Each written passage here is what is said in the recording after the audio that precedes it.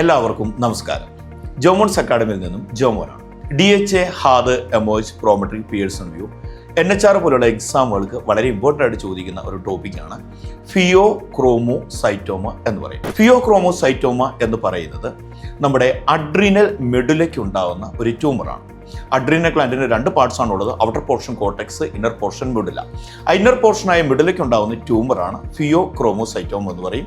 Inner medulla secrete ചെയ്യുന്ന രണ്ട് hormones ആണുള്ളത്, എപ്പിനെഫ്രിനും നോറെപ്പിനെഫ്രിനും.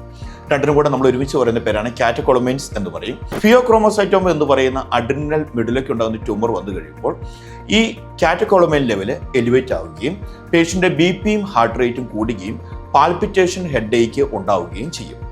മാനേജ്മെന്റ് ആയിട്ട് നമ്മൾ കൊടുക്കുന്നത് സർജിക്കൽ മാനേജ്മെന്റ് ആണ്. അഡ്രീനാലക്ടമി എന്ന് പറയുന്ന സർജിക്കൽ മാനേജ്മെന്റ് ആണ് ചെയ്യുന്നത്.